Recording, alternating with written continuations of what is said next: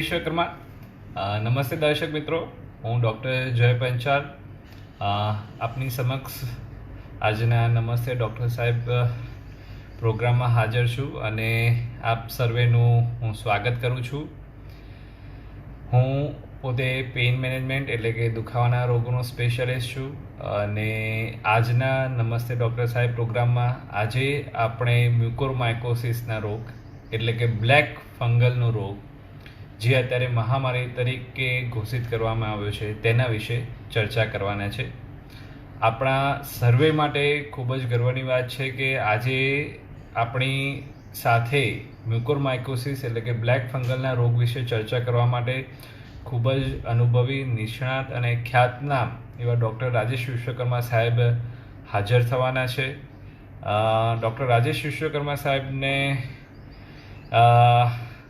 Introduction, એમના પરિચય માટે હું વાત કરું તો સાહેબે કાનના ગળાની સર્જરીના વિભાગમાં ખૂબ જ સરસ અત્યાર સુધી કામગીરી બતાવેલ છે.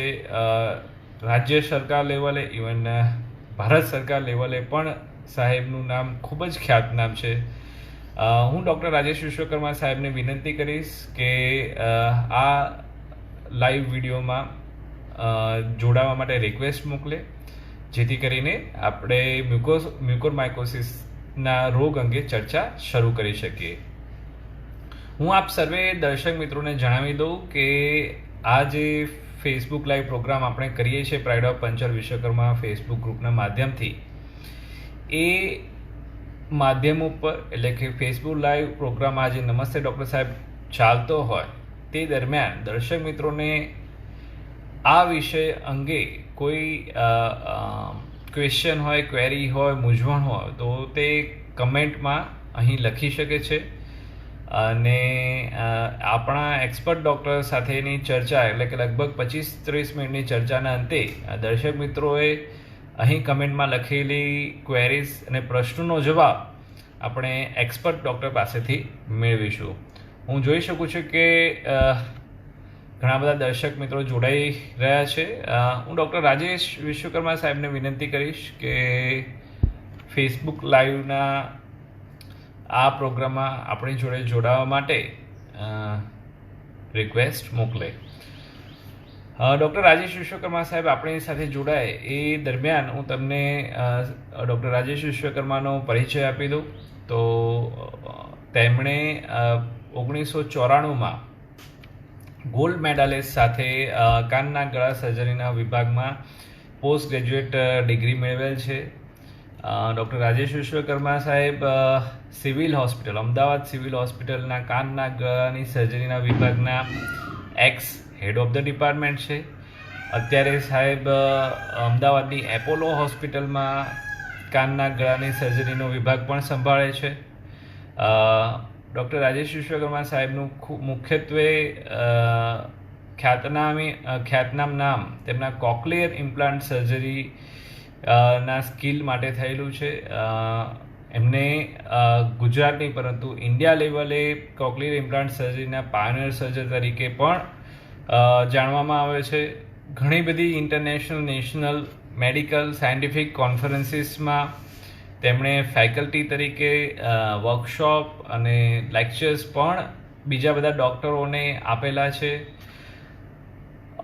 અને અત્યારે હાલની સ્થિતિમાં હું જાણું છું એ રીતે અત્યારે હાલની સ્થિતિમાં પણ સિવિલ હોસ્પિટલ અમદાવાદમાં અને ઘણી બધી પ્રાઇવેટ હોસ્પિટલમાં મ્યુકોરમાઇકોસિસના રોગની સર્જરી માટે ખૂબ જ સરસ કામગીરી ડૉક્ટર રાજેશ વિશ્વકર્મા સાહેબ કરી રહ્યા છે. યસ, હું જોઈ શકું છું કે ડૉક્ટર રાજેશ વિશ્વકર્મા સાહેબની જોડાવા માટે આવી ગઈ છે અને એમનું કનેક્શન એસ્ટાબ્લિશ થઈ રહ્યું છે. કનેક્શન આવી રહ્યું છે. હાજી sir, welcome to our show. Thank you. હા સર, આઈ હોપ કે આજે તમને ઓડિયો સંભળાય છે સાહેબ? હા, સંભળાય છે, એકદમ ક્લિયર સંભળાય છે. ઓકે. તમારો પણ સાહેબ ઓડિયો વિડિયો એકદમ પરફેક્ટ સંભળાય છે અને હું દર્શક મિત્રોને પૂછીશ કે જો અમારા મારા અને ડોક્ટર રાજેશ વિશ્વકર્મા સાહેબના ઓડિયો વિડીયોમાં કોઈ પણ પ્રોબ્લેમ હોય તો અહીં કમેન્ટમાં લખે, જેથી અમને ખ્યાલ પડે. તો સાહેબ હું અત્યાર સુધી આપનો પરિચય આપતો હતો.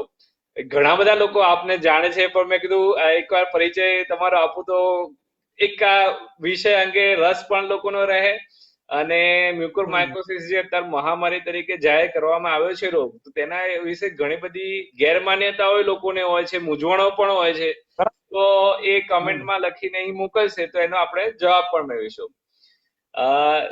સાહેબ, અમને ખૂબ જ આનંદ અને ગર્વની લાગણી થાય છે કે તમે આ પ્લેટફોર્મ ઉપર આયા સમય કાઢીને અને અમને માર્ગદર્શન આપવા માટે હાજર છો સાહેબ. Thank you very much. ના ના, આપણું તો ભાઈ જેટલા લોકોને બેનિફિટ થાય એટલું આપવું જ જોઈએ. અને આ તો આપણું જ ગ્રુપ છે. આ તો સમયના અભાવમાં બહુ રેગ્યુલરલી અંદર આવતું નથી, બધાથી વાત થતું નથી. પણ જ્યારે બી જેને બી કોઈ બી વખતે જરૂર પડે તો આપણે હાજર જ છીએ એના માટે. એટલે આમાં કોઈ ડાઉટ જ નથી. Thank you sir, thank you. તો સર, આજનો જે આપણો વિષય છે કે મ્યુકોરમાઇકોસિસ એટલે કે બ્લેક ફંગલનો રોગ. તો એના માટે સાહેબ આપણે એક તો બ્લેક ફંગલ એટલે મ્યુકોરમાઇકોસિસ શું છે, તેના કારણો શું છે, તેના લક્ષણો શું છે, તેમાં રિપોર્ટો શું કરાવવા જોઈએ, સારવાર શું કરાવવી જોઈએ અને શું ધ્યાન રાખવું જોઈએ, આ અલગ અલગ આસ્પેક્ટ ઉપર આપણે ચર્ચા કરીશું. તો સાહેબ, મ્યુકોરમાઇકોસિસ એટલે કે બ્લેક ફંગલ શું છે? એટલે લોકોને ઘણી વાર એ પણ ખ્યાલ નથી પડતો કે બેક્ટેરિયા, વાયરસ ને ફંગસ આ ત્રણ વસ્તુ અલગ અલગ કેવી રીતે પારખી શકાય, ને અત્યારે મ્યુકોરમાઇકોસિસ ફંગસ જ કેમ કોરોના વાયરસ ઉપર વધારે હાવી થઈ રહ્યું છે? રાઈટ.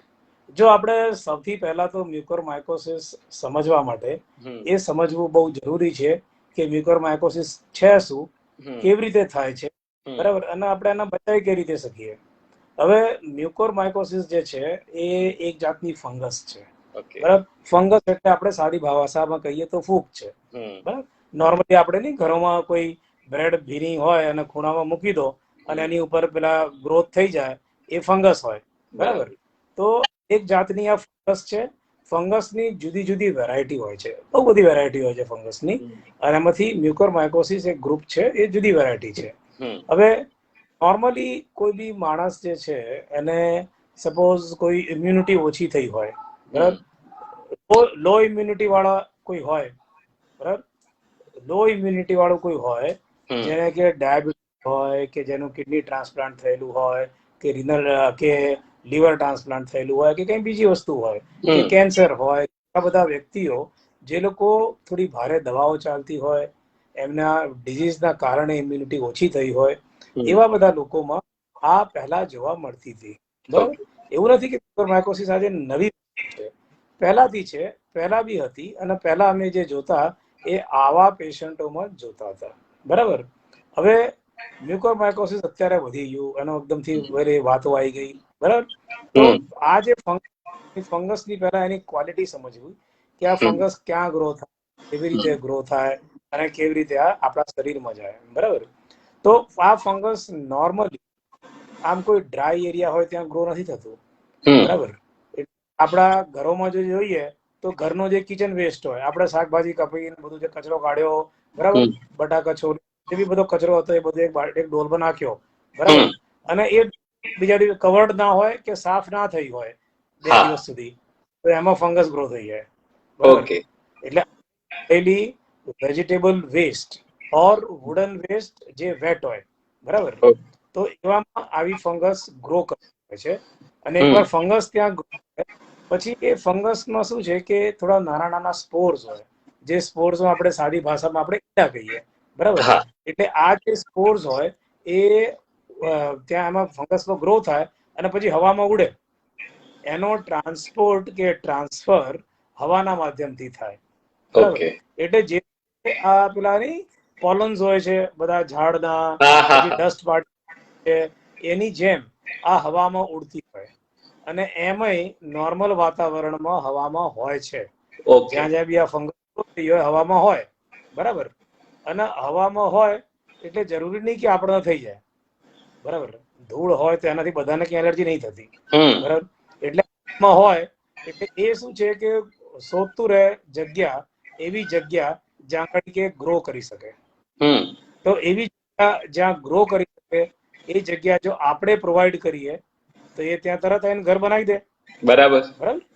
કે આ જે સ્પોર્સ છે, જ્યારે કોઈ નોર્મલ માણસમાં, નોર્મલ એટલે એક યંગ હેલ્ધી ઇન્ડિવિજ્યુઅલ કે જેની ફિટનેસ બરાબર છે, બરાબર, કોઈ બીમારીઓ નથી, કોઈ એના ઇમ્યુનિટી બરાબર છે, એની કોઈ ઇમ્યુનો કોમ્પ્રોમાઇઝ નથી, કે ડાયાબિટીસ નથી, કે ડાયાબિટીસ કંટ્રોલ છે, આવા વ્યક્તિમાં જે બી આ સ્પોર્સ જાય, હવે શરીરમાં જવા માટે નોર્મલ માધ્યમ હવાનો તો નાક જ છે.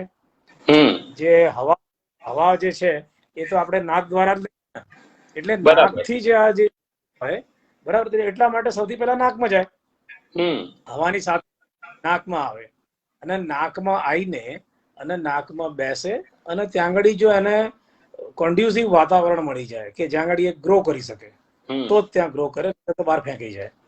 નોર્મલ માણસમાં છે કે આવા સ્પોર્ટ્સ જ્યારે જાય એટલે નાકની એવી રચના છે કે અંદરની જે ચામડી આપણે મ્યુકોઝા કહીએ, એની અંદર નાના નાના સિલિયાસ હોય, બરાબર.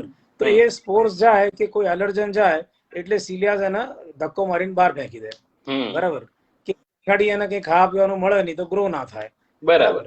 એટલે નોર્મલ માણસમાં એ ગ્રો થતી નથી.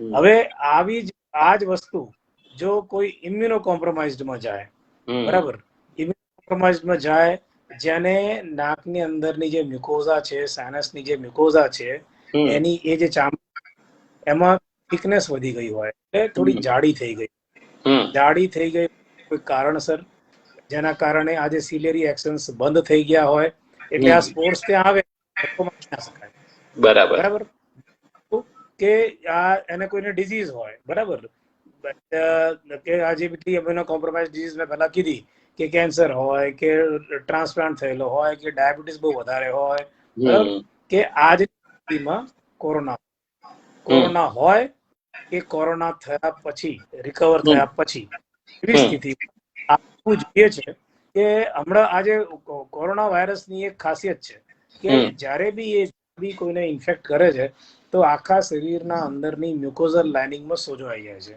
બરાબર, મ્યુકોઝલ ઇડીમા.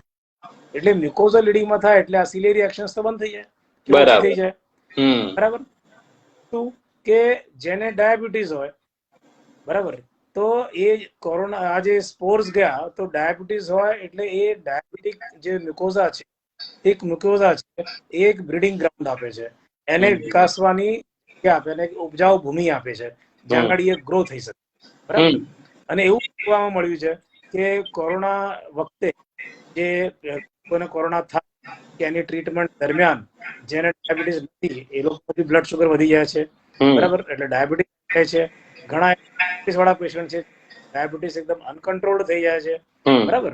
એટલે આવી સ્થિતિમાં જ્યારે સ્પોર્ટ્સ ત્યાં બેસે ત્યાં એને ગ્રો કરવાનો ચાન્સ મળી જાય, બરાબર. એ ગ્રો કરવાનું ચાલુ કરે એટલે સપોઝ નાકમાં જઈને બેઠું તો નાકના બંને બાજુ, બરાબર, 3 હાડકીઓ હોય જેને ટર્મિનેટ્સ કહેવાય, તો ત્યાં જઈને બેસી ગયું તો ત્યાં ગ્રો કર્યું. તો આની એક આ વાયરસ એવી પ્રોપર્ટી છે કે જ્યાં ગાડી બી આ અટેક્સ થાય અને હર કરે અને ગ્રો કરે તો એની એન્જિયો ઇન્વેઝિવ પ્રોપર્ટી હોય છે. એનો મતલબ એ આસપાસના એરિયામાં આવતી જેટલી લોહીની નળીઓ હોય, બ્લડ વેસલ્સ જે હોય એની અંદર ઘૂસી જાય, એની અંદર ઘૂસે અને એને બ્લોક કરી દે, બરાબર. એને બ્લોક કરી દે એટલે શું થાય કે એ બ્લડ સપ્લાય એ એરિયામાં જતું બંધ થઈ જાય. જે એરિયામાં બંધ થાય ત્યાંની ચામડી ખરી પડે, બરાબર, ડેડ થઈ જાય, એટલે ત્યાં ગેંગ્રીન થઈ જાય અને પડી જાય ત્યાં, બરાબર. એટલે એટલા ડેડ ટીસ્યુ બનવાનો ચાલે. એટલે આવું ડેડ ટીસ્યુ હોય તો એની ઉપર ફંગસ થોડી વધારે ગ્રો કરે અને બીજું એનો ખાતર મળી ગયું. નાકમાંથી સાયનસમાં જઈ શકે કેમ કે સાઈડમાં સાયનસ હોય, બરાબર, અને પછી સાયનસની નીચે દાંત હોય એટલે સાયનસમાંથી દાંતમાં જઈ શકે, અને સાયનસમાંથી ઉપર જાય તો આંખ છે, આંખમાં જઈ શકે, બંને આંખોની વચ્ચે જાય તો મગજમાં જઈ શકે, બરાબર. એટલે જે જગ્યા પર જાય એ જગ્યાના એને સિમ્પટમ્સ આવવાના ચાલુ થાય, બરાબર. એટલે મારી સ્પીડ બરાબર છે ને? બરાબર છે, એક્ઝેક્ટ પરફેક્ટ સાહેબ, થેન્ક યુ. તો એમાં શું થાય કે નાકમાં જાય એટલે સૌથી પહેલા ત્યાં આગળ નેઝલ બ્લોકેજ થાય, બરાબર, એને બ્લોકેજ ફીલિંગ આવે, બરાબર, કે બ્લોક થઈ રહ્યું છે નાક. બીજું કે એ ત્યાં ડેડ કરે એટલે ટીસ્યુ જે ડેડ થાય કે જે ખરી પડે એ બ્લેક હોય, બરાબર. આપણે નથી જોતા કે બી કોઈ ભાગમાં ગેંગ્રીન થાય તો ત્યાં કાળું પડી જાય, કેમ કે બ્લડ સપ્લાય બંધ થઈ જાય અને ત્યાંનું ટીશ્યુ ખરી પડે એટલે બ્લેક થઈ જાય. બરાબર. ફંગસ ઇટસેલ્ફ બ્લેક નથી. બરાબર. આ ફંગસના કારણે ત્યાં આજુબાજુ બ્લેક ટીશ્યુ થઈ જાય છે, એટલે સાધારણ ભાષામાં લોકો એને બ્લેક ફંગસ કહેવા લાગ્યા. બરાબર. બ્લેક ફંગસ મિસનોર્મલ છે, એ એનો એકચ્યુઅલ ચીજ વસ્તુ નથી. બરાબર. એટલે આ રીતનું ડેડ ટીશ્યુ થાય એટલે બ્લેક, ડેડ ટીશ્યુ પડે એટલે બ્લેક ફંગસ કહેવાય. બરાબર.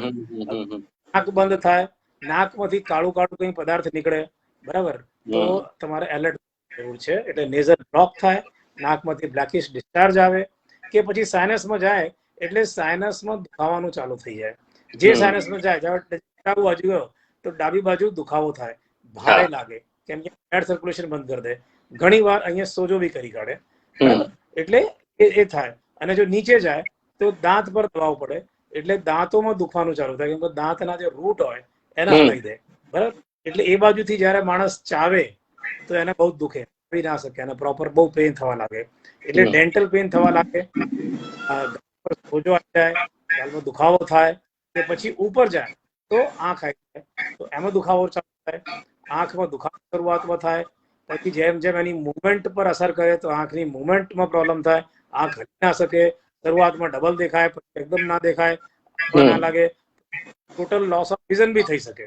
બરાબર. કયા પર આપ પહોંચ્યા છો એના પ્રમાણે બધી ખબર પડે. ધીરે ધીરે આ બધી આગળ વધતું જાય છે. અને એના પછી જો કંટ્રોલ ના થયો હોય તો બંને આંખની વચ્ચેથી ઉપર ઇથમોઇડ સાઇનસ છે, જેની ઉપર સીધું મગજ આવી જાય, અને પાછળ જઈએ તો મિડલ ક્રેનિયલ ફોસા આવી જાય. બરાબર. એટલે વચ્ચેથી આગળ જાય તો મગજ સુધી જતું રહે. બરાબર. તો આ એની નોર્મલ સ્થાપના કઈ રીતે થાય છે અને કઈ રીતે આ પ્રોગ્રેસ કરે છે એ એનો એક સર્કિટ ડાયાગ્રામ થઈ આ રીતે આ જાય છે. અને જે જગ્યાએ એ જગ્યાના સિમ્પટમ્સ આવવા લાગે, એ જગ્યાનો દુખાવો, એ જગ્યાનો સોજો, એ બધું થવા લાગે. એટલે આ બધી વોર્નિંગ સિગ્નલ હોય છે. બરાબર. એટલે આપણે જો બી કોઈને થાય, શરૂઆતમાં જેવી રીતે કઈ થોડું બી કોમ્પ્લિકેશન લાગે, થોડો બી દુખાવો થાય કે થોડું કઈ બી થાય તો તરત જ એનું નિદાન કરાવવું જોઈએ, ડોક્ટરને બતાવીને જોઈએ. બરાબર. જરૂર પડે ENT પાસે પડે, આંખની અંદર દૂરબીન પડે જોઈ લે. ત્યારે દૂરબીન હોય એટલે જેને નેઝલ એન્ડોસ્કોપ કહીએ, અંદર જોવે, અંદર બધું ક્રસ્ટિંગ છે, બ્લેક છે, બધું દેખાય છે, ડિસ્ચાર્જ છે, બધું દેખાય. એવું લાગે તો ત્યાંથી એક સ્વોબ લઈને માઇક્રોબાયોલોજી પરીક્ષણ કરાવી લે. બરાબર. કે એવું જો કોઈ ડેડ ટીશ્યુ ત્યાં પડ્યું હોય તો એને બાયોપ્સી કરી કાઢે. બરાબર. એ જેવી એને જરૂર લાગે તો બાયોપ્સી કરે, કાં તો સ્વોબ કરીને માઇક્રોબાયોલોજીકલી જોડાઈ લે, કન્ફર્મ થઈ જાય કે મ્યુકોરમાઇકોસિસ જ છે. એ પ્રમાણે એની આગળ ઘણીવાર આની સાથે સાથે સીટી સ્કેન અથવા MRI બી કરવો પડતો હોય છે, જેનાથી એ ખબર પડે કે આ જે સાયનસ છે, સાયનસની અંદર શું પરિસ્થિતિ, સાયનસની અંદરની ચામડી સોજો થયો છે, નથી થયો, અંદર પાણી ભરાઈ ગયું છે કે નહીં, એ બધી ખબર પડે. એનો એક્સટેન્શન ક્યાંથી છે, આંખમાં જાય છે, જાય છે, નાક આખી બ્લોક કરે છે, એ ક્યાં ક્યાં સુધી જાય છે. એટલે આના એક્સટેન્શન જે છે એ જોવા માટે રેડિયોલોજીકલ એક્ઝામિનેશન કરવી પડે. એટલે આટલું એટલે આપણને ખબર પડે. બરાબર. સાયમલ્ટેનિયસ જોતા રહેજો કે કોઈને કોઈ ક્વેશ્ચન્સ હોય તો પછી આપણે એ પ્રમાણે ડાયરેક્ટલી. હા, એટલે ક્વેશ્ચન ઉપર સાહેબ હું ધ્યાન રાખું છું, એટલે એ જ્યારે આપણે ચર્ચા પતી જાય ને એટલે છેલ્લે અંતે બધા ક્વેશ્ચન લઈશું જ. બરાબર. એટલે હવે આ તો એની થઈ કે પ્રોગ્રેસ શું થાય છે અને કયા સિમ્પટમ થાય છે. હવે બીજી વસ્તુ છે કે આવું થયું, કોઈને સપોઝ મ્યુકોરમાઇકોસિસ થઈ ગયું, કન્ફર્મ થઈ ગયું, બરાબર, તો જે જગ્યા પર હોય એ જગ્યાએથી મ્યુકોરમાઇકોસિસના જે ફંગસ છે એને કાઢી નાખવા પડે. એટલે ઓપરેશન જે છે એ ડેડ ટિશ્યુને કાઢવાનું અને ફંગલ લોડ શરીરમાં ઓછો કરવાની પ્રક્રિયા છે. બાકી ઓપરેશન એની ટ્રીટમેન્ટ નથી, એ પાર્ટ ઓફ ટ્રીટમેન્ટ છે. બરાબર. એટલે ઓપરેશન કરીને જે જગ્યાએ ફંગસ છે એને આપણે કાઢી નાખીએ છીએ, એટલે એક જાતની સાફ સફાઈ કરીએ છીએ. બરાબર. એટલે જે જગ્યાએ હોય એટલું કાઢી નાખીએ, પછી એ જે ફંગસ છે એના માટેની એની દવા આપીએ. બરાબર. ઓકે. તો જે રીતે કે જેને આ મ્યુકોરમાઇકોસિસ હોય તેની સ્ટાન્ડર્ડ જે ટ્રીટમેન્ટ છે એ ઇન્જેક્શન એમ્ફોટ્રિસિન B છે, એ ગોલ્ડ સ્ટાન્ડર્ડ છે, પહેલાથી સ્થાપિત છે, અને આના રેઝિસ્ટન્સ બહુ ઓછા છે, બરાબર. એટલે ઇન્જેક્શન એમ્ફોટ્રિસિન બી આપવી પડે, અને ઇન્જેક્શન એમ્ફોટ્રિસિન બી આપીએ તો એના પછી ઘણા બધા ક્રાઇટેરિયા જોવા પડતા હોય છે. એમને કોઈ બી ગમે ત્યાં ના આપી શકે, બરાબર. એ injection amphotericin is for hospital use, બરાબર. એટલે ડોક્ટરની દેખરેખમાં જ ઇન્જેક્શન અપાય, બરાબર. હવે અત્યારની સ્થિતિમાં તમે જોઈ રહ્યા છો કે અછત છે એમ્ફોટ્રિસિનની, મળતી નથી, આ છે તે છે. તો એમ્ફોટ્રિસિનની બે ટાઈપના એમ્ફોટ્રિસિન આવે છે. એક જે રેગ્યુલર એમ્ફોટ્રિસિન આવે છે, બધી એમ્ફોટ્રિસિન લાયોફિલાઇઝ તો હોય જ, બરાબર. પણ ખાલી લાયોફિલાઇઝ જે એમ્ફોટ્રિસિન જે સસ્તી મળે છે, મારા ખ્યાલથી 350 કે 400 રૂપિયાની નીચેમાં જ એની બજાર કિંમત છે એક એમ્પ્યુલની, બરાબર. અને જે લાઇપોઝોમલ લાયોફિલાઇઝ આવે છે એ મોંઘી આવે છે, બરાબર. એટલે એની જે માર્કેટ રેટ એનો છે, એમઆરપી એની કંઈક 7,000 ની આસપાસનું છે. મને એક્ઝેક્ટલી એનો ભાવ યાદ, બરાબર. આ જે ડ્રગ છે, બરાબર, એમાં બંનેમાં થોડા વસ્તુઓ છે જે જાણવી જરૂરી છે કે જે સાદી એમ્ફોટ્રિસિન છે એ રીનલ ટોક્સિક હોય છે, એટલે કિડની પર એની આડઅસર બહુ જલ્દી થતી હોય છે, બરાબર.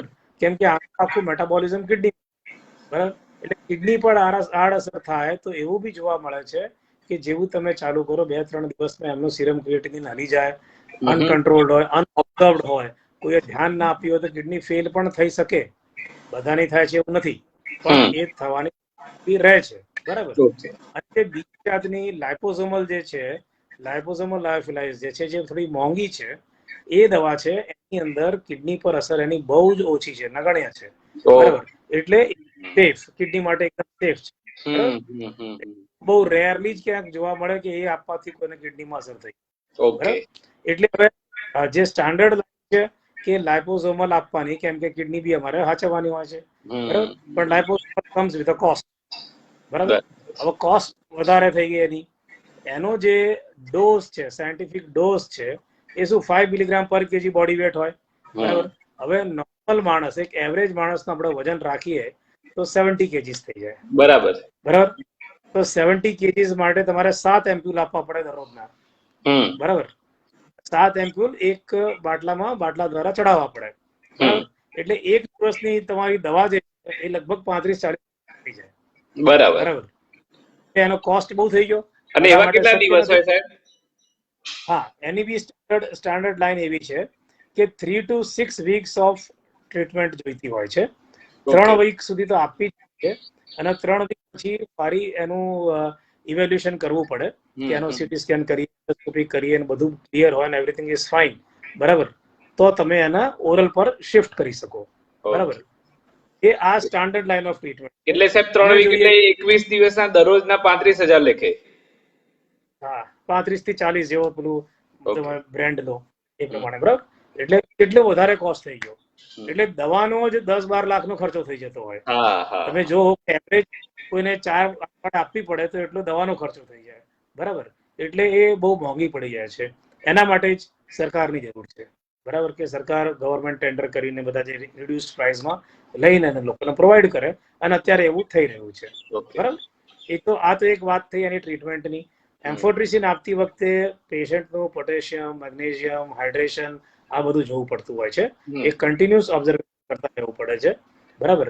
એટલા માટે જ એવું કહીએ કે ભાઈ ઓલવેઝ ડોક્ટરની દેખરેખમાં જ આ ઇન્જેક્શન લેવા, એમને કોઈ લઈને પોતે ઘેર ચડી ના દે, બરાબર. એમાં બધી તકલીફો હોય છે, એટલે જાણકાર ડોક્ટર જોડે આ બધું કરાવવું જોઈએ. એટલે સાહેબ આપણે એવું કહી શકાય કે એમ્ફોટેરિસિન બી મિનિમમ 3 વીક માટે આપવાનું હોય છે, અને ડોક્ટરના ઓબ્ઝર્વેશનમાં હોય તો એ પેશન્ટને 3 વીક સુધી હોસ્પિટલમાં રોકાવું પડે. એટલે નોટ નેસેસરી હોસ્પિટલમાં રોકાય તો ઓબ્ઝર્વેશન રહે, બાકી નહીતર તો એવી ફેસિલિટી હોય ડે કેરની કે આવીને ઇન્જેક્શન લઈને જતો રહે, એવું થઈ શકે. ઘણી જગ્યાએ એવું કરેવી છે, બરાબર. એટલે એ બધું ધ્યાન રાખવું પડે, બરાબર. અને બીજી વસ્તુ, હમણાં અમે લોકો આ કેમ કે આ બધી અછત હતી, બહુ બધી જગ્યાએ વાતો કરી, બધા ડિફરન્ટ કન્ટ્રીઝમાં બી વાતો કરી, તો એવું એ લોકોનું એવું કહેવું છે કે આપણે એવું બીજો પ્રોટોકોલ એવો કરી શકીએ કે કમ્પ્લીટ ડિબ્રાઇડમેન્ટ કરીએ, સર્જિકલ આખું કરીને 2 વીક્સ તો આપો જ આપો, 3 નું થોડું ડિસ્કાઉન્ટ કરી દો કે 2 વીક આપો, પછી એનો ઓરલ પર શિફ્ટ કરો. પણ એ અગેન એનું હજી કંઈ પ્રૂવડ નથી, કોઈ ડાટા જ નથી એના. રિસ્ક વાળો ફેક્ટર થઈ જાય ને. હવે કોઈને બી થાય તો માણસ રિસ્ક લેવા તૈયાર ના થાય ને, કેમ કે સીધો જિંદગીનો સવાલ આવે. એટલે Yes. કોણ રિસ્ક લે? હમ. એટલે જે એસ્ટાબ્લિશ સિસ્ટમ છે, નોર્મલ બધા એવું જ ઈચ્છે કે આપણે એસ્ટાબ્લિશ સિસ્ટમ પ્રમાણે જ કામ કરીએ, બરાબર? એટલે એ એસ્ટાબ્લિશ સિસ્ટમ જ કામ ચાલતું હોય છે, બરાબર છે. બરાબર? હવે સાહેબ આપણે તો જે આ સર્જરી કોરોનાના દર્દીમાં જે મ્યુકોરમાઇકોસિસ ની વાત કરીએ છીએ, તો એવા કયા કારણો અને પરિબળો જવાબદાર હોય છે કે કોરોનાના દર્દીઓમાં ખાસ મ્યુકોરમાઇકોસિસ જોવા મળે છે? એટલે જો જે આ બે ક્રાઇટેરિયા ગણ્યા એ બધામાં કોરોના સેટ થઈ જાય છે. હા. કોરોનાનું ઇન્ફેક્શન એટલે એક જાતનો વાયરસ છે, બરાબર? એટલે અંદર જે મ્યુકોઝા કહીએ આપણે, જે અંદરની ચામડી છે, એમાં સોજો આવી જાય, બરાબર? આની અંદર સોજો નોર્મલ કરતા વધારે આવે છે, બરાબર? એટલે સોજો આવે એટલે એની સિલિયરી એક્શન બંધ થઈ જાય, એટલે ત્યાં કંઈ બી આવનારા કણને કાઢી ના શકે, પહેલી વસ્તુ. બીજી વસ્તુ કે આ જે સોજો આવે એટલે આપણા જે સાયનસની અંદરની લાઇનિંગ છે એમાં જો વધારે સોજો આવી જાય તો સાયનસનું જે ઓપનિંગ છે એ બ્લોક થઈ જાય, બરાબર? એટલે જે સાયનસમાં હવાનો પ્રવાહ જોઈતો હતો એ બંધ થઈ ગયો, બરાબર? એના સોજા બ્લોક થાય એટલે કેવું હોય કે બ્લોક થાય એટલે અંદર સેક્રેશન થાય, એટલે સેક્રેશન ભેગા થાય, બરાબર? કચરો ભેગા થાય એટલે પેલી ગટર ઉભરાય એ ટાઈપનું થવા લાગે, બરાબર. એટલે એક બ્લોકેજ કારણ થઈ ગયો, બરાબર? મૂવમેન્ટ ના થઈ એરની, ત્યાં આગળના મ્યુકોઝામાંથી મ્યુકસ સેક્રેશન્સની મૂવમેન્ટ ના થઈ, બરાબર? બીજી, આવા દર્દી કોરોનાના ડાયાબિટીસ, એટલે એ ચામડી જે છે એની અંદરની ડાયાબિટીસ એ વ્યવસ્થિત ખાદ્ય પદાર્થ થઈ ગઈ, જ્યાં આગળ કેવું બી મૂકોને ગ્રો કરે, બરાબર? એટલે ડાયાબિટીસ વધારે હોય, અનકન્ટ્રોલ ડાયાબિટીસની વાત છે, જેનો ગ્લાયસેમિક ઇન્ડેક્સ બરાબર, જેનો ડાયાબિટીસ કંટ્રોલમાં રહેતો હોય એને તકલીફ નથી, બરાબર? એટલે એ થઈ શકે. કોરોના પછી આ એટલે જ જોવા મળે છે કે મ્યુકોઝામાં બધી એડીમાં થઈ જાય, બધું બ્લોક થઈ જાય, બરાબર? સિલિયરી એક્શન બંધ થઈ જાય, જે સાયનસીસ છે એના ઓપનિંગ બ્લોક થઈ, બરાબર? પછી સાહેબ પેલું જે જ્યારે ઓક્સિજન આપવાનું હ્યુમિડિફાયર હોય છે એનું પાણી પણ એક મોટું પરિબળ માનવામાં આવે છે. એટલે આમાં એવું છે કે જેવું મેં પહેલા કીધું કે ગ્રો આજે થાય છે એ ગંદકીમાં થાય, બરાબર? હવે ગંદકી ત્યાંની હોય ત્યાં એ થઈ શકે ગ્રો, બરાબર? એટલે આમાં એવું છે કે જે રૂટીન મેં બતાવ્યું કે આ ગંદકી હોય તો ગંદકીની સફાઈની વાત છે, તો સફાઈ એટલે વ્યક્તિની પોતાની સફાઈ, બરાબર? કેમ કે આપણે એરથી આવે અને આપણા જ શરીરમાં સ્વચ્છતા ના હોય તો આઈને રોગ કરી જાય, ઇમ્યુનિટી ઓછી હોય, બરાબર? તો અને સફાઈ રહેતી હોય અને માસ્ક રહેતો હોય તો વાંધો નથી આવતો. એન્ટ્રી આપણી જે છે આ વાયરસ, આ જે મ્યુકોરમાઇકોસિસની નાકથી કે મોઢાથી થાય છે. એટલે સપોઝ આપણે માસ્ક રેગ્યુલર પહેરતા હોઈએ, બરાબર? અને માસ્ક સ્વચ્છ હોય, એવું નહીં કે આજે એક N95 લીધો અને મહિના સુધી ચલાવ્યું, એવું ના ચાલે, બરાબર? એટલે ડિસ્પોઝેબલ માસ્ક ડિસ્પોઝેબલ જ હોય, એને વાપરીને ફેંકવું પડે, બરાબર? બીજું, કાં તો કપડાનો માસ્ક હોય તો બે રાખવા, એક ધોવો ને એક પહેરવો, બરાબર? માસ્ક તમારું ક્લીન હોવું જોઈએ, જેનાથી ફિલ્ટ્રેશન ઓફ એર બરાબર થાય, બરાબર? તમારું એર ફિલ્ટર થઈ ગયું, તમારા માસ્કમાં કોઈ ફંગસ ના હોય, કેમ કે વાપર્યું જ ના, તમે ધોઈને વાપરતા હોઈએ, બરાબર? એટલે ફિલ્ટ્રેશન થાય. નાક આપણું જે છે એક જાતનું એર કન્ડિશનર છે, એ જેવી હવા આપણે લઈએ છીએ નાકના માધ્યમથી અને ફેફસાના આપીએ છીએ, એને સાફ કરીને શરીરના લાયક બનાવીને આપે છે. એટલે શું કરે કે નાક પહેલા સૌથી પહેલા એને ફિલ્ટર કરે, જે મોટા મોટા કચરા અંદર વાહ હોય એટલે એને ફિલ્ટર કરી કાઢે, બરાબર? અને એ ફિલ્ટર તમારે માસ્ક બી હેલ્પ કરે, વસ્તુ થઈ. બીજી, એકવાર નાકની અંદર જાય, બરાબર? એટલે નાકની અંદરની બ્લડ વેસલ્સ છે એનો ફ્લો વધારે હોય, એટલે એનું ટેમ્પરેચર, તો એ એરને વોર્મ કરે, થોડું હ્યુમિડ વોર્મ કરી કાઢે, બોડી ટેમ્પરેચર પર લઈ આવે એ. બીજું, અંદર સેક્રેટિંગ ગ્લેન્ડ્સ હોય, બરાબર?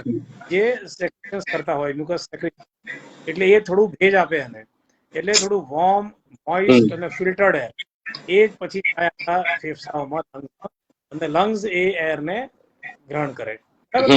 એટલે આપણી સફાઈ બરાબર હોય તો એક તો અંદર જાય નહીં, આપણું ફિલ્ટ્રેશન બરાબર હોય તો અંદર જાય, એરિયા આપણો સાફ હોય તો જાય નહીં. બીજી વસ્તુ, જે એરિયામાં બનતું હોય એ એરિયા જ સાફ હોય, કે ઘરનો કિચન વ્યવસ્થિત રીતે મૂકેલો, આજુબાજુમાં સફાઈ હોય, બરાબર? તો એ પાછું ગ્રોથ ના કરે, એટલે આપણા સરાઉન્ડિંગમાં ના તો આપણે આજુબાજુ આવવાના ચાન્સીસ ઘટી જાય ને, શું કે આપણે એવા એરિયામાં જતા હોઈએ જ્યાં આગળ બહુ ડસ્ટ હોય, બધા જાનવરોનું બધું છાણ પડ્યું હોય, જે વેટ હોય ને એવું બધું હોય, એટલે જેની અંદર થોડું વેજીટેટિવ મટીરિયલ હોય, બરાબર, એવા બધામાં બી ગ્રો કરતું હોય. એટલે તમે એવી વાતાવરણમાં ના જતા હો, સ્વચ્છ વાતાવરણમાં રહેતા હો, આસપાસમાં સ્વચ્છતા રાખતા હો, પોતાની સફાઈ, ઘરની સફાઈ, ઘરની આજુબાજુની સફાઈ, એટલે સફાઈ રહેતી હોય તો તમારા બહુ ઘટી જતા હોય છે. બરાબર. કે પોતાની બોડીની આપણી ઇમ્યુનિટી ને બધું બરાબર મેન્ટેન્ડ હોય તો આ બધું સારું રહેતું હોય છે, બરાબર. એટલે આ જ્યારે અંદર બને, પહેલી વસ્તુ તો એનું પ્રોડક્શન ના થાય. પ્રોડક્શન થાય તો આપણા અંદર ના આવે, અને આપણા અંદર આવે તો સૌથી પહેલા સાઇન પર એને ડિટેક્ટ કરી લઈએ કે ભાઈ આ થયું, તો તરત ટ્રીટમેન્ટ એની. બરાબર. તો અર્લી ડાયગ્નોસિસ એનું કી છે. જેવું તરત ડાયગ્નોસિસ થાય, તરત ટ્રીટમેન્ટ થઈ જાય તો કંઈ ગભરાવાની જરૂર નથી. એનું 100% ક્યોર છે. ઇનિશિયલી તમે ડાયગ્નોસ કરી દો અને પછી એને દવા આપો તો 100% ક્યોર થઈ જાય છે. એટલે એની ચિંતાની વાત નથી. તકલીફ આપણને ત્યારે જ પડે છે જ્યારે આપણે ડાયગ્નોસિસ લેટ થાય, ઘણા બધા અંગોનું ઇન્વોલ્વમેન્ટ થઈ જાય, બરાબર, ઇમ્યુનિટી ઓછી હોય અને પ્રોપર એનો ટ્રીટમેન્ટ ના થઈ શકે. પ્રોપર ટ્રીટમેન્ટ એટલે પ્રોપર સર્જિકલ ડિબ્રાઇડમેન્ટ અને એડિક્વેટ મેડિકલ, તો જ પછી એ બરાબર થઈ શકે, બરાબર. એટલે એ બધું કરીએ તો કોઈ ગભરાવાની જરૂર નથી. ઓકે સાહેબ, હવે અમુક આપણા જે દર્શક મિત્રોના પ્રશ્નો મને પેલા કે ને મોબાઈલ ફોન ઉપર પણ આવેલા છે ને અહીંયા પણ આવેલા છે, તેના અંગે આગળ વધીશું. યસ. હવે સાહેબ, એક પ્રશ્ન એવો હતો કે કોરોના થયો હોય જે દર્દીને, એ દર્દીને કેટલા સમય સુધી મ્યુકોરમાઇકોસિસ થવાની શક્યતા હોતી હોય છે? જો જેને કોરોના થયો એને મ્યુકોરમાઇકોસિસ થાય એવું કોઈ નક્કી નથી, એવું કોઈ શક્ય નથી હોતું કે એવું કમ્પલસરી નથી કે જેને કોરોના થયો અને મ્યુકોરમાઇકોસિસ થાય જ નહીં. 90% થી વધારે લોકોને જેને કોરોના થયો છે એમને મ્યુકોરમાઇકોસિસ અડતો પણ નથી, બરાબર. એટલે આપણે જે પ્રિન્સિપલ્સ ફોલો કર્યા કે ભાઈ કોરોના થઈને આપણે ઘેર આવી ગયા એટલે એવું નહીં સમજવાનું કે આપણે સિંહ થઈ ગયા, બરાબર. આપણે પોતાની તોય કાળજી રાખવાની છે. જે કોવિડ પ્રોટોકોલ્સ છે એ ફોલો કરવાના છે. આપણે કોરોનાથી જંગ જીતીને આવ્યા તો બી માસ્ક પહેરવાનું છે, ડિસ્ટન્સ મેન્ટેન કરવાનો છે, ભીડમાં નહીં જવાનું, કચરામાં નહીં જવાનું, બરાબર, ગંદકીવાળા વાતાવરણમાં નહીં જવાનું. એટલે આપણે જે બધી કેર કરવાની છે એ બધી કેર કરીએ તો ભાગ્યે જ કોઈને મ્યુકોરમાઇકોસિસ થાય, બરાબર. એટલે દરેક કોરોનાવાળા વ્યક્તિને મ્યુકોરમાઇકોસિસ થાય એવું નથી હોતું, બરાબર. કોરોના થયો હોય એના પછી રિકવરીમાં થોડી ફિઝિયોથેરાપી ને બધું બી કરવી હોય છે, કેમ કે લંગ્સ વીક થઈ ગયા હોય, બોડીના પાર્ટ્સ વીક થઈ ગયા હોય તો તમે ફિઝિયોથેરાપી કરતા વિધિન થોડા દિવસમાં, 15 દિવસ કે મહિનામાં બધા પાછા નોર્મલ પેલી ફિટનેસમાં આવી જતા હોય છે, બરાબર. એટલે કોરોના થયો. ઓકે, યુઝ્યુઅલી સાહેબ આપે જે મ્યુકોરમાઇકોસિસના કેસીસ જોયા છે એ કોરોના રિજેક્ટ થયા પછી કેટલા દિવસમાં બધાને થતા જોયા છે મ્યુકોરમાઇકોસિસના કેસીસ? ગઈ વખતેનો જો વેવ હતો, જે ફર્સ્ટ વેવ હતો, ફર્સ્ટ વેવમાં કોરોના થયાના 15 દિવસ, મહિના, લગભગ મહિના પછી જ વધારે કેસીસ આવ્યા હતા, બરાબર. કોરોના મહિના પછી એવા કેસીસ આવ્યા હતા. કેમ? એનું કારણ એક એ બી છે કે મહિના પછી આપણે વધારે રિલેક્સ થઈ જઈએ કે આપણને તો હવે કઈ ના થાય, બરાબર. આપણે પેલા પ્રોટોકોલ ફોલો કરીએ નહીં. જો ડાયાબિટીસ નો કંટ્રોલ ને બધું બરાબર રહે તો કઈ ના થાય, બરાબર. પણ અત્યારે આ જે સેકન્ડ વેવ છે, સેકન્ડ વેવ એવું જોવા મળી રહ્યું છે કે કોરોના પછી તો શું, કોરોના થયો ત્યારે બી મ્યુકોરમાઇકોસિસ થઈ. ઓકે. પહેલા થતા હતા પણ બહુ રેર થતા હતા. અત્યારે કોરોના પોઝિટિવ સાથે મ્યુકોરમાઇકોસિસ વાળા બી ઘણા પેશન્ટો છે. એટલે એમ કહી શકાય રફલી કે કોરોનાનો રોગ એકવાર ડિટેક્ટ થયો તો લગભગ 2-3 મહિના સુધી બહુ સાચવવું જોઈએ. સાચવવું જ જોઈએ. ઓકે. પછી બીજો સાહેબ એક ક્વેશ્ચન એવો હતો કે જેમ આપે જણાવ્યું એ પ્રમાણે એક તો જે ફંગસ છે એ ફંગસ નાકમાંથી કે મોંમાંથી શરીરમાં એન્ટ્રી કરે છે, પછી સાઇનસીસમાં જાય છે અને પછી ઓર્બિટ એટલે કે આંખના ડોળા બાજુ જાય છે અને પછી મગજ બાજુ વધે છે. તો સવાલ એવો હતો કે સવાલ એવો હતો કે નાકમાંથી એ સીધો લંગ્સમાં પણ જાય છે કે નહીં? જઈ શકે અને જાય છે, બરાબર.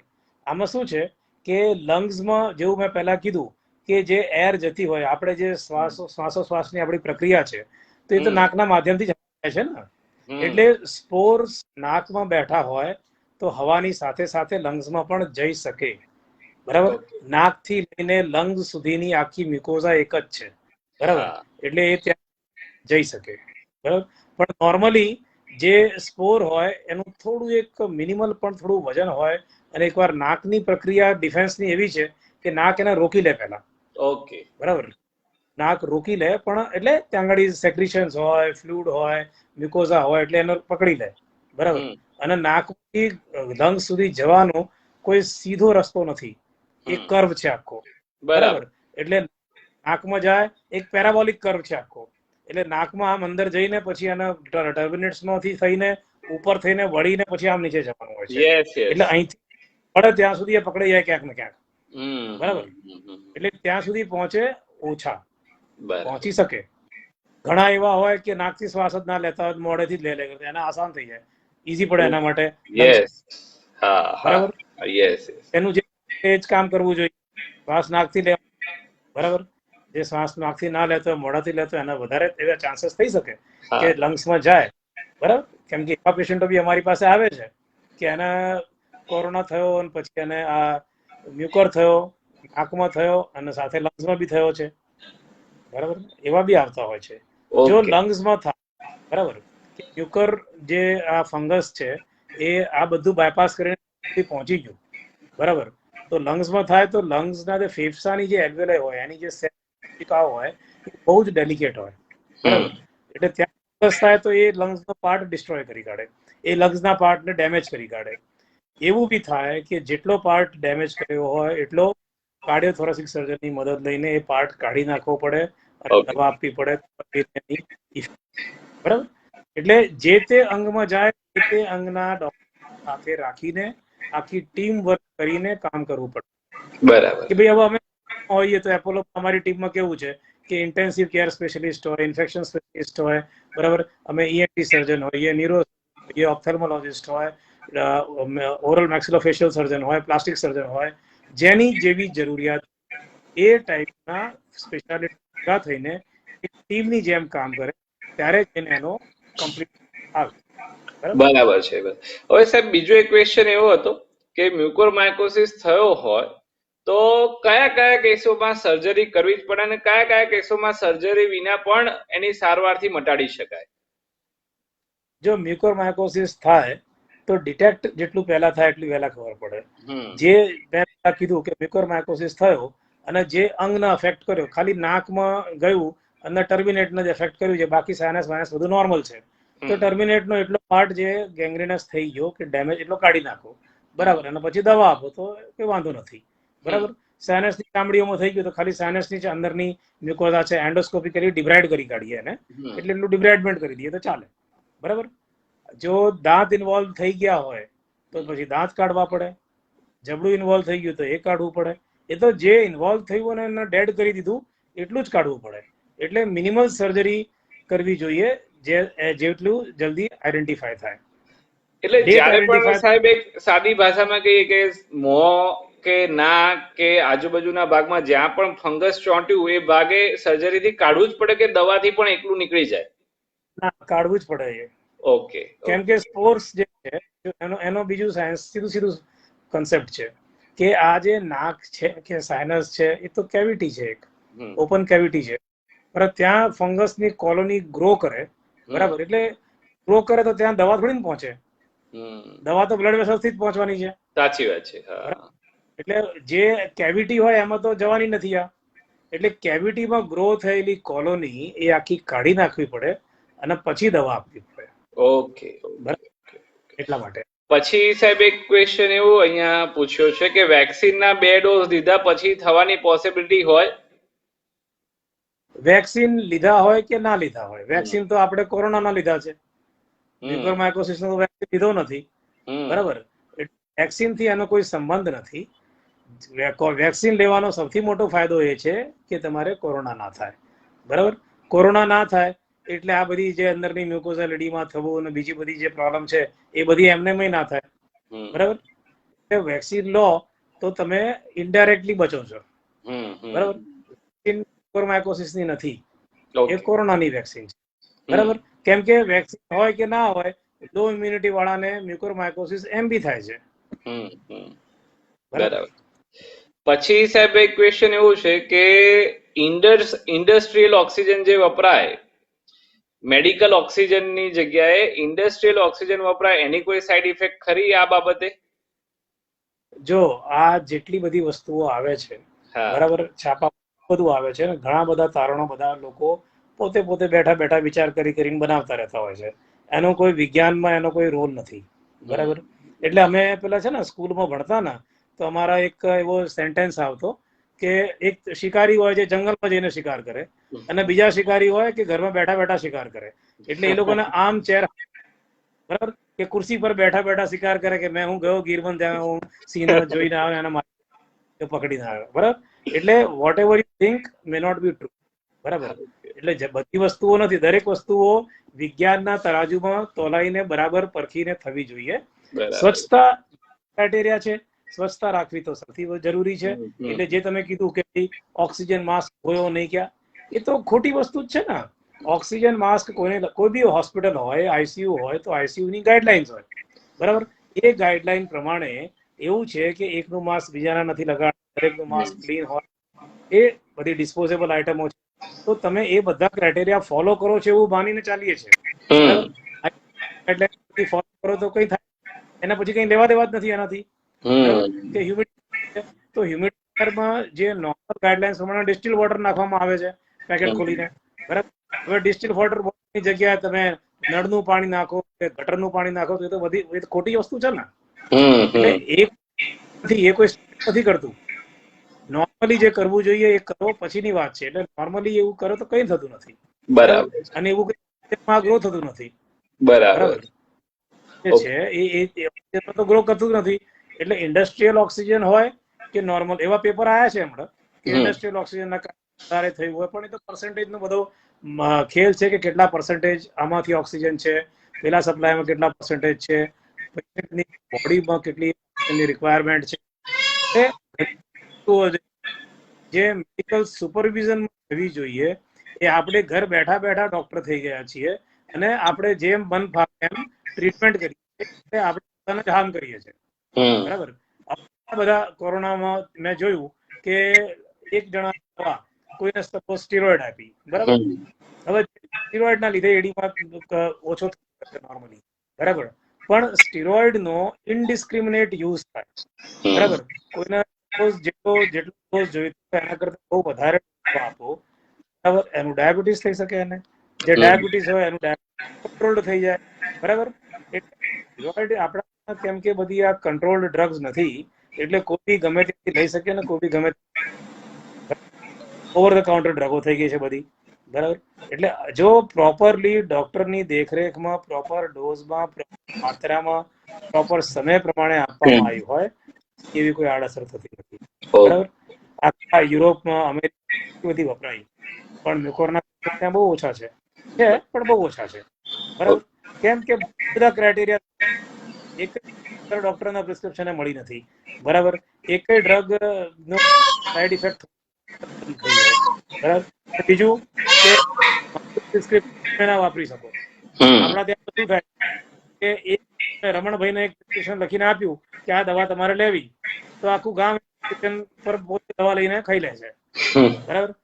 લોકો છે કે જેને કોરોના થયો અને પેલા કોરોના વાળા પેશન્ટને કોઈ પ્રિસ્ક્રિપ્શન આપ્યું હોય, તો એ વોટ્સએપ પર ફરતો થઈ જાય અને એનું આખું ગામ વાપરી દીધું હોય, બરાબર. એટલે હવે શું છે કે આપણે જે વસ્તુઓ નોર્મલ હેલ્ધી પ્રેક્ટિસીસ નથી, એ બધું કરી તો આ બધું તો થાય, એટલે જે કરવું જોઈએ એ જ કરવાનું. ટ્રીટમેન્ટ હોય કે મેડિકલ સુપરવિઝનમાં લેવાની હોય, બરાબર. પછી એ રીતે કરીએ.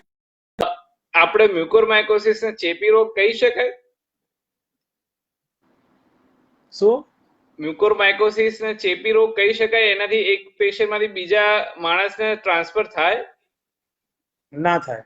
ઇન્ફેક્શન છે, ઇન્ફેક્શિયસ નથી, બરાબર. કે મ્યુકોરમાઇકોસિસ એક જાતનું ફંગલ ઇન્ફેક્શન છે, પણ ટીબી ની જેમ ઇન્ફેક્શિયસ ડિઝીઝ નથી. એક ન થયું ને એમાંથી બીજામાં થઈ જાય એવું નથી, બરાબર. ઇનફેક્ટ કોરોના ઇઝ ઇન્ફેક્શિયસ, બરાબર છે. એક થયું હોય તો એનાથી બીજાને થઈ જાય, પણ મ્યુકોરમાં એવું નથી થતું. પછી બીજું સાહેબ એક આપને એ પૂછવું હતું કે જે આ ફંગસ છે એવું ખરું કે ભેજવાળા વાતાવરણમાં જલ્દી ગ્રો કરે? કોઈ બી ફંગસ હોય એ ભેજના વાતાવરણમાં તો જલ્દી. હવે જ્યારે આપણે કોરોનામાં ગરમ પાણીની વરાળનો નાશ લઈએ છીએ તો એવું ખરું કે એના લીધે કદાચ ફંગસ ગ્રો થવાના ચાન્સીસ વધી જાય કારણ કે એ ભેજવાળું વાતાવરણ પ્રોવાઈડ કરે? હા, એટલે એના છે ને બહુ કોઈ એના સ્ટડી નથી, પણ નોર્મલી એના થાય નહીં, કેમ કે આપણે જે નાશ લઈએ છીએ એ ભેજ એ નાશ છે ને, સ્ટીમ જે છે, સ્ટીમની લેટેન્ટ હીટ જે હોય ને ફિઝિક્સ પ્રમાણે એની લેટેન્ટ હીટ છે એ બોઇલિંગ વોટર કરતા વધારે હોય. બરાબર, એટલે એનામાં ફંગસ ગ્રો ના થાય. બરાબર. એ સ્ટીમની લેટેન્ટ હીટ એની હીટ એટલી હોય છે. બરાબર, એટલે નોર્મલી કેવું છે કે નાકમાં સ્ટીમ લેવું એનાથી શું થાય કે લોકલ ફોર્મેન્ટેશન શેક થાય, અંદરની ચામડીઓ શેક મળે એટલે શું થાય કે સોજાયેલી ચામડી હોય એ થોડી શ્રિંક થાય. બરાબર, થાય એટલે ત્યાં કોઈ સ્પોર્સ કે ડસ્ટ પડ્યું હોય પડી જાય. બરાબર, તમે ગાર્ગલ્સ કરો નીકળી જાય. બરાબર, એટલે ઇનફેક્ટ નેઝલ હાઇજીન માટે સ્ટીમ જરૂરી છે. પણ એ બધું બી પાછું કેવું છે, તમે કીધું કે 2 વાર સ્ટીમ લેજો તો સવાર સાંજ 2-3 મિનિટ 3-5 મિનિટથી વધારે લેતા નહીં તો પેલો આખો દાડો એની પર લાગેલો હોય. બરાબર, એવું ના ચાલે ને. તો એટલે દરેક વસ્તુનો પ્રોપર માત્રામાં લેવું પડે, એનો એક માપ હોય. બરાબર, એનાથી વધારે કોઈ બી વસ્તુ વધારે લો, દવા બી વધારે લઈ લો તો પછી એ તો એ થઈ જાય ને, ઝેર થઈ જાય. એટલે સ્ટીમ બી પ્રોપર માત્રામાં લો, નેઝલ હાઇજીન મેન્ટેન. આપણે મોઢાની હાઇજીન કેવી રીતે કે કોગળા કરીને બ્રશ કરીને મેન્ટેન કરતા હોઈએ કે નોર્મલી બ્રશ કરો, તમે કોગળા કરો તો નેઝલ આપણી ઓરલ હાઇજીન મેન્ટેન થાય. એવી રીતે નાકને બી ધોવું પડતું હોય. બરાબર, અત્યારની સ્થિતિમાં તો ધોવું વધારે જરૂરી છે કે તમે સ્ટીમ લો અને નાકને નેઝલ વોશ આવે એટલે નેઝલ વોશ કરો. નેઝલ વોશ અવેલેબલ છે. બરાબર, અને ના હોય તો તમે પોતે ઘરે બનાવી શકો. 1 ગ્લાસ પાણી ગરમ કરો અને નવસેકું કરી દો, એની અંદર મીઠું નાખવાનું અને 1 ચમચી ખાવાનો સોડા નાખવાનો. એટલે 1 ચમચી મીઠું 1 ચમચી ખાવાનો સોડા નાખો એટલે અલ્કલાઇન સોલ્યુશન બની જાય. અને અલ્કલાઇન સોલ્યુશન ધોવાનું એક પિચકારી જેવું મળે છે, બરાબર. એટલે એ કરવાથી શું થાય છે કે અલ્કલાઇન મીડિયમ થઈ જાય. અને એક બીજી ખાસ વસ્તુ કે આ જે મ્યુકોર છે ને એને ગ્રો કરવા માટે એસિડિક મીડિયમ જોઈએ. બરાબર, ડાયાબિટીક હોય અને તમે એસિડિક મીડિયમ બની જતું હોય છે. બરાબર, તમે વોશ આપો તો અલ્કલાઇન મીડિયમમાં આ ગ્રો નથી કરતું. ઓકે, પછી બીજો એક સાહેબ ક્વેશ્ચન એવો હતો કે એમ્ફોટેરેસિન બી ની અછત અત્યારે બહુ છે, તો પોસાકોનાઝોલ ટેબ્લેટ પણ વપરાતી હોય છે, તો એ કેટલી ઇફેક્ટિવ, કેટલી અસરકારક કહી શકાય? જો નોર્મલ, મેં જેવું તમને કીધું કે નોર્મલ મેડિસિન્સની જે પ્રોટોકોલ છે એમાં પેલું એક્યુટ ફેઝમાં એમ્ફોટેરેસિન બી અપાય. ઇન્જેક્શન એમ્ફોટેરેસિન બી આપ્યા પછી પૂરો કંટ્રોલ આવી ગયો હોય એના પછી પોસાકોનાઝોલ કે આ જે ઓરલ ડ્રગ્સ છે એ બધી as a step down therapy use થાય છે. સ્ટેપ ડાઉન માટે વપરાય છે, એક્યુટ એટેક માટે નથી વપરાય. ઓકે, બરાબર, પણ ના હોય તો શું કરો તમે? એમ્ફોટેરેસિન જ ના હોય તો જે અવેલેબલ હોય એ આપવી પડે. ઓછી માત્રામાં હોય, એટલું બહુ વધારે ફેલાયું ના હોય તો એનાથી જેને સારું રહે, પણ જેને બહુ એગ્રેસિવ થઈ ગયું હોય એને તકલીફ પડે. બરાબર. પછી સાહેબ એક બીજો આગળનો ક્વેશ્ચન એવો હતો કે મ્યુકોરમાઇકોસિસ ક્યારે બહુ જ ખતરનાક બની જતો હોય કે જેનાથી મૃત્યુ નિપજી શકે? મગજમાં જાય એટલે ખતરનાક. ઓકે, બરાબર છે. એટલે જ્યાં સુધી આંખ સુધી પહોંચ્યો હોય તો આંખ તો કાઢી શકાય, પણ મગજને એની ઉપર પહોંચે એટલે એ વખતે ખતરનાક. એટલે એમાં શું થતું હોય છે સાહેબ એવા કેસમાં? શું છે કે બધા વાઇટલ ઓર્ગન્સ ની વાત છે. તમે દાંતમાં જાય, જબડામાં જાય, બધું કાઢી શકો, આંખમાં જાય કાઢી શકો, 2 આંખની વચ્ચેથી જ્યારે મગજમાં જાય. બરાબર, તો અંદર જે સાયનસ છે, સ્ફિનોઇડ સાયનસ લઈએ આપણે, તો સ્ફિનોઇડ સાયનસની બંને વોલ પાસે શરીરની મેજર આર્ટરી જાય છે જેને ઇન્ટરનલ કેરોટિડ આર્ટરી કહીએ. બરાબર, અને પાછળ જે છે એ કેવર્નસ સાયનસ હોય. બરાબર, બ્રેનમાં જાય તો બ્રેનમાં લોહી જામી જાય, બંધ થઈ જાય, બ્રેનમાં ફંગસ થઈ જાય, તો એવી બધી પરિસ્થિતિઓમાં ડેથ થવાના ચાન્સીસ બહુ વધી જતા હોય છે. અધરવાઇઝ તો તમને પેલું થોડી મોર્બિડ કન્ડિશન થાય કે બધું આટલું કાઢો, આ કાઢો, તે કાઢો, જેવું એનો ફેલાવ હોય એ પ્રમાણે કાઢીને એને દવા આપીને બાકી બધું સારું કરી શકો. એટલે બ્રેનમાં જાય તો થોડું લાઈફ થ્રેટનિંગ થઈ જાય એકદમ. અને બીજું એટલે લાઈફ થ્રેટનિંગ કહેવાય કેમ કે સ્પ્રેડ ફાસ્ટ થતો હોય, એટલે અર્લી ડિટેક્શન જ એનો કી છે. બરાબર, જલ્દી તમારું ડાયગ્નોઝ થાય તો એના જેવું કોઈ વસ્તુ નહીં. બરાબર. ઓકે સાહેબ, આપણે ઘણી બધી ચર્ચા કરી અને આપને મારો અવાજ સંભળાય છે સાહેબ? મને અવાજ સંભળાય છે. ઓકે, અને વિડીયો પણ દેખાય છે બરાબર? દેખાય છે, પણ તમારો પિક્ચર સ્ટીલ થઈ ગયો છે. હા, એટલે હા દેખાય છે સાહેબ બરાબર? હા, દેખાય છે. હવે દેખાય છે, સંભળાય છે. ઓકે, દેખાય છે. ઓકે, એટલે સાહેબ ઘણી બધી આપણે અત્યારે ચર્ચા કરી મ્યુકોરમાઇકોસિસ અંગે, અને સરળ ભાષામાં લોકોને સમજાય તેવી રીતે ચર્ચા થઈ છે. ખૂબ ખૂબ આભાર સાહેબ આપનો. આપે સમય કાઢીને આ સેશનમાં હાજરી આપી અને ખૂબ જ અગત્યની માહિતી આપી.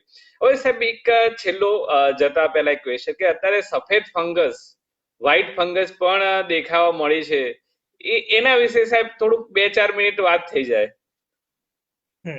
હવે જો આમાં કેવું છે કે જનરલ પબ્લિક જાતની વાતોથી કન્ફ્યુઝ થાય છે. બરાબર, મેડિકલની ભાષામાં સફેદ ફંગસ તો ક્યારનો છે અને કેટલા બધા પેશન્ટોમાં હોય છે. ઇમ્યુનો કોમ્પ્રોમાઇઝ હોય. બરાબર, કે પહેલા જ્યારે એડ્સ આવ્યું, HIV થયું, બરાબર, કે કોઈને કેન્સર હોય, ડાયાબિટીસ હોય, એ બધામાં ઓરલ હાઇજીન મેન્ટેન ના થતી હોય તો મોઢામાં પેલું સફેદ ડાઘા પડી જાય. બરાબર, તો એના ઓરલ થ્રશ એક કેન્ડિડા ઇન્ફેક્શન છે, એ બી એક જાતનું ફંગસ છે. બરાબર, ફંગસ છે તો એ કેન્ડિડા હોય તો એ વ્હાઈટ ફંગસ થઈ ગઈ, કે એસ્પરજીલસ હોય તો વ્હાઈટ ફંગસ થઈ ગઈ. બરાબર, હવે આ કેવું છે, લક્ષણ હોય છે? ના, એ થોડો માઇલ્ડ ફોર્મમાં હોય છે. જો ફંગસ શું છે કે મોઢામાં દુખાવો થવા લાગે ને ચાંદા દેખાય, તો એની પર તો સિમ્પલ ક્લોટ્રીમેઝોલ ડ્રગ જે છે એકદમ ઇફેક્ટિવ છે. લોકલી તમે એપ્લાય કરો તો બધું જતું રહેતું હશે એકાદ અઠવાડિયામાં, એકદમ નોર્મલ. બરાબર, ભાગ્યે જ એમાં ટેબ્લેટોની જરૂર પડતી હોય છે.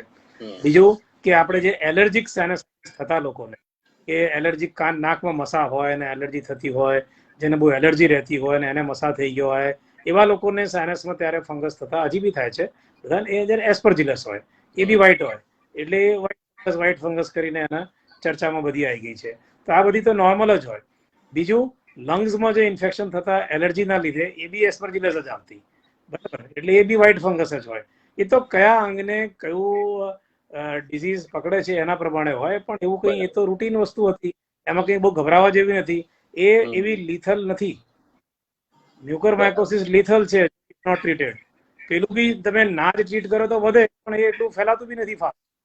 એ લોકલ થાય તરત તમે કાઢી શકો. એટલે વ્હાઈટ ફંગસ એ હવે પેલું બ્લેક થઈ ગયું એટલે આ વ્હાઈટ થઈ ગયું, બાકી તો પેલી ફંગસ બી વ્હાઈટ જ. ઓકે, અત્યારે સાહેબ તમે જે અત્યારે કેસીસ જોવો છો ક્લિનિકલ પ્રેક્ટિસમાં, તો આપણે જે કવની વાત કરીએ તો મ્યુકોરમાઇકોસિસના કેસીસની કવ હજી વધી રહી છે કે હવે ઘટવામાં આવી રહી છે? મ્યુકોરમાઇકોસિસ શું છે કે અમદાવાદમાં અને રાજકોટમાં, સુરતમાં, આપણા ત્યાં મેજર સેન્ટર્સમાં, બરાબર, બધી જગ્યાએથી ગામડેથી લોકો એમની આસપાસના સેન્ટરમાં પહોંચી જાય છે, એટલા માટે તમને એનો વધારે દેખાય છે. બરાબર, અને બીજું આ કોરોના થયો હોય, પેલો જે પેશન્ટ હોય એ એટલો થોડો ઢીલો પડી ગયો હોય, પોતાની સાફ સફાઈ જાતે ના કરી શકે. સપોઝ સમજી લો કે કોઈના ઘરમાં 80 વર્ષના બા છે, બરાબર, 70 વર્ષના કોઈ કાકા છે, બરાબર, તો એમને કોરોના થયો એટલે એ તો ઢીલા પડી જાય. એ પોતાની રોજની દિનચર્યા કરવામાં બી એમને કોઈની મદદ જોઈએ. બરાબર, કોઈ એમને હેલ્પ, નર્સિંગ કેર જે છે એ પૂરી જોઈએ, કે એમને કોઈ નવડાવી દે, એમની ચાદર બદલી આપે, એમને મોઢું સાફ કરી આપે. એવું બધું થાય તો કોઈને ના થાય. બરાબર, દરેક ઘરોમાં કે દરેક જગ્યા પર ઘણા બધા કારણોસર નહીં થઈ શકતું. બરાબર, એટલે હવે અનક્લીન જગ્યા હોય, બરાબર, કે નોટ યુઝ જગ્યા હોય ત્યાં તો થઈ શકે. એટલે પર્સન્ટેજ એટલા માટે જ, કેમ કે આની લિથેલિટી વધારે છે, મોર્બિડિટી, મોર્ટાલિટી વધારે થતી હોય છે, એટલે જ ભારત સરકારે અને એટલે બધાને ઇન્સ્ટ્રક્શન એ રીતના આપ્યા, અને ગુજરાત સરકારે બી આને એઝ એ એપિડેમિક ડિક્લેર કર્યો છે. કેમ કે અમને કોઈ પૂછતું કે ભાઈ આમાં કેટલા પેશન્ટો સાજા થયા, કેટલા પેશન્ટ ને સાજા ના થઈ શક્યા, ક્યાં કોઈ એનો રેકોર્ડ જ નથી. બરાબર. ભાઈ આપણે હું તો કહી શકું તો ભાઈ મારી હોસ્પિટલ જ્યાં હું કામ કરું છું ત્યાંનો રેકોર્ડ આપી શકું, પણ ભાઈ બનાસકાંઠા કે સાબરકાંઠા કે સૌરાષ્ટ્રમાં શું થયું છે મને કેવી રીતે ખબર હોય? બરાબર. જ્યાં સુધી આ નોટિફાયેબલ ડિઝીઝ ના થાય ત્યાં સુધી ખબર ના પડે ને કે કેટલા તકલીફ થઈ ને કેટલા સાજા થયા. એટલે પબ્લિક હેલ્થ બહુ જરૂરી છે કે ભાઈ બધી નોટિફાય થાય, ખબર પડે કે કેટલા છે ને કેટલા નથી, તો એ પ્રમાણે વસ્તુઓ આવે. કેમ કે જેવી આ બધી ચાલુ થઈ, બરાબર, શરૂઆતમાં બધા પાસે ડ્રગ્સ હતી કેમ કે એટલી જરૂર પડતી ના હોય એટલે એટલી માત્રા હતી, ચાલતું હતું. પણ સડનલી આના કેસીસ વધી ગયા તો એટલી ડ્રગ્સ જ નથી અવેલેબલ. બરાબર. પછી જેવું આમ બધા કેવું છે કે ડ્રગ્સ આવે એટલે જાત જાતના વસ્તુઓ ચાલુ થઈ જાય. પછી ગવર્મેન્ટે કીધું બધી એક્વાયર કરી, એટલે ગવર્મેન્ટે બધી એક્વાયર કરીને પછી ગવર્મેન્ટે હવે બધા ફાળવવાની શરૂ કરી. બરાબર છે. Thank you sir.